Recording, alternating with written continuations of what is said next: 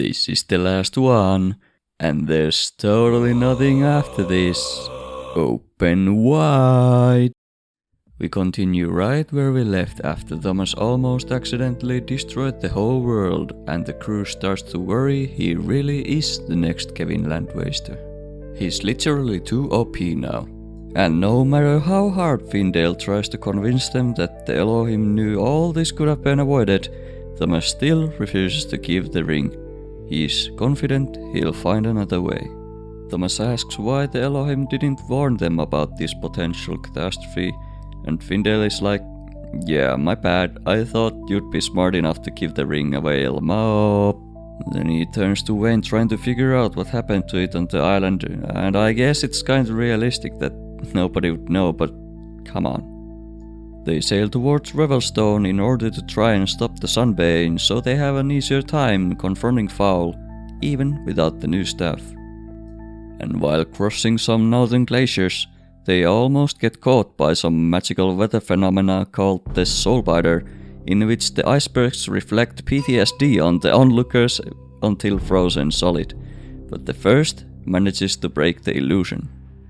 But the ship gets caked with so much ice that they eventually get stuck, and Linder almost freezes to death, so they turn to alcoholism again for a cure.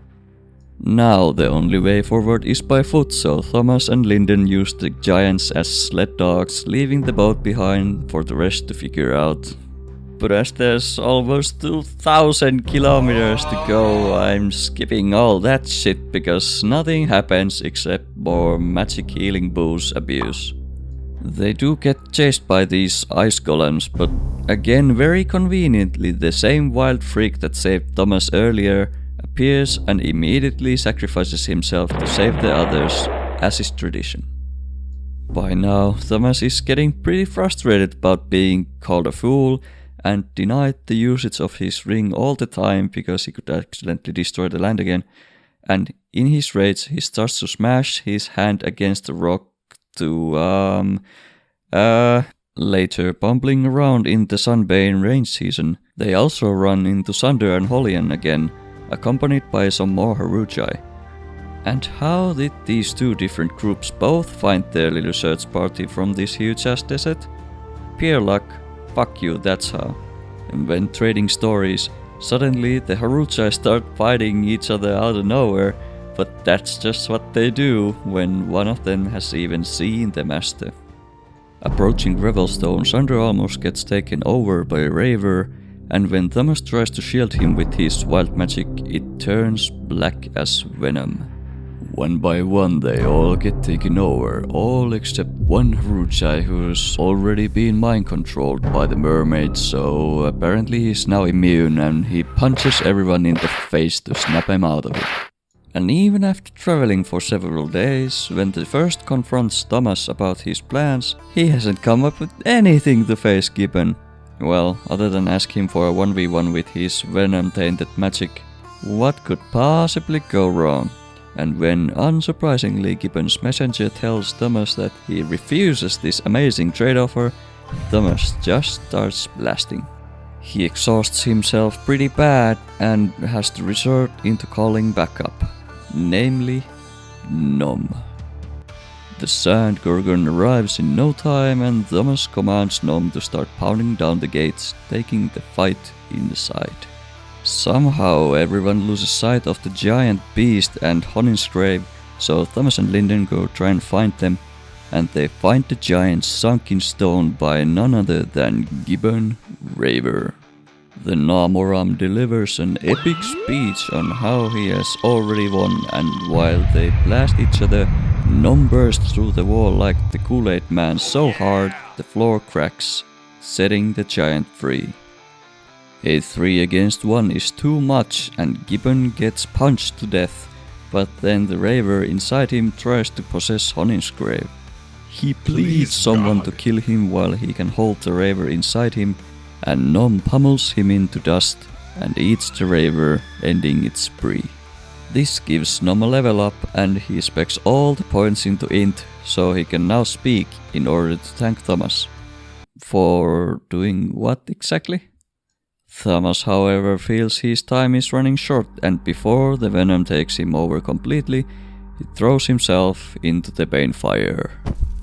We shift to follow Linden coping with the loss and the others pouring water on the Banefire, extinguishing it from the nearby lake, and oh hey, Thomas is back.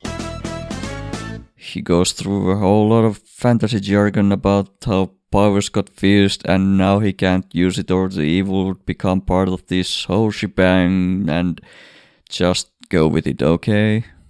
Regardless, he's so confident he can't lose now and he wants to go beat Fowl with facts and logic. And his plan is so good, everyone else is slowly starting to think he is just going to explode everything like Kevin did out of desperation.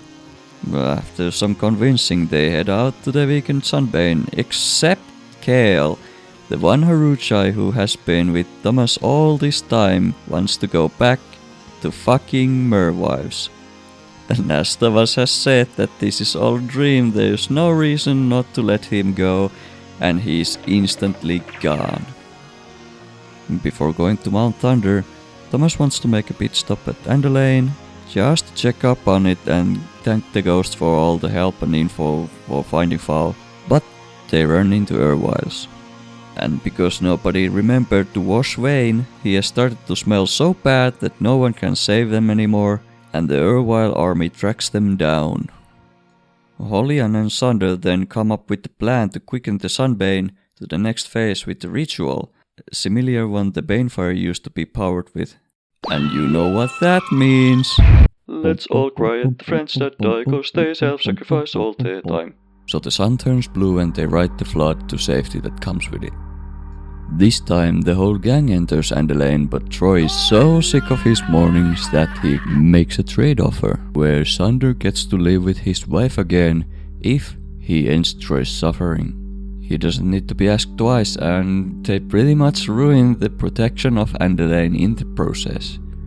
During the night, Linden goes for a walk deeper in the forest and she also meets a ghostly figure, Kevin, who is here to warn Linden about Thomas's true plan to surrender the ring to Fowl. Linden, so shaken by this revelation, almost runs away, but once Thomas says that Fowl can't do anything with the ring anyway, she decides to stay. Once they enter Mount Thunder, Findel finally has had enough of Wayne being the spawn of evil and pushes him into a sulfuric lake. But Wayne then does the unthinkable and grabs the Elohim as he falls, taking them both down to their death. The others don't get to scream about it for long before they get surrounded and captured by Fowl's lackeys. This really just keeps happening, huh? But you will never guess. Instead of hauling them to Fowl, they meet Drool Rockworm again, and when I saw there was only a couple chapters left, I almost screamed that this book would end with this Saturday morning villain. Thankfully, they are not the only idiots around. Drool does this very flashy reanimation spell using a bunch of bones in the corner, which just signals everyone that they should just crush those, so the giants keep the bones hostage and Thomas and Linden move on. Eventually they reach the final chambers guarded by the two remaining ravers, and the one we knew previously as Flesh Harrower takes possession of Linden only to laugh at Thomas's face. So he gets taken to Fowl and they have this back and forth on who was the ultimate tool in the end while he hands out the ring. Fowl gains the ring, despite Linden trying to stop Thomas after fighting free from the Raver, and Fowl sucks the living life out of Thomas. Now he's got it all and makes the final smash to break the arc of time, but he didn't know that Troy made Jedi ghosts a thing and Thomas blocks it with his face. This makes Fowl seethe so much that he throws everything at him, even his own life force, but Thomas is simply too stubborn to give up and die, so he loses again. You know what happens next. With the summoner gone, she starts fading back, but before waking up, Thomas lets her have the ring that Fowl dropped, slowing down the unsummon because I don't even care anymore. Turns Findel and Wayne into the new Staff of Law, sucks up the Sunbane to herself, heals this motherfucker for some reason, and then gets sent back to the real world, where she finds Thomas dead on the ground and yoinks the ring off his corpse, becoming the ring wielder just like the Elohim had prophesied. Jesus Christian. So, was the back of the first book upselling the series? Maybe a little, especially the first 3, but you know what? It does have its moments. Although Donaldson's writing style is definitely not for me, so does this make the story extra good then? So little happens, it makes any actual event stand out, I feel. But I would say the unpredictability was one of the strong points. Now I know there is more, but I've heard so much shit about the last 4 books that I'm not sure if it's even worth it for the laughs anymore.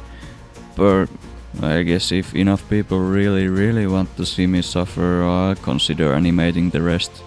And speaking of which, call it Stockholm Syndrome all you like, but I kinda low-key want a movie or 2 out of this series, not gonna lie. But yeah, Jima Jimo.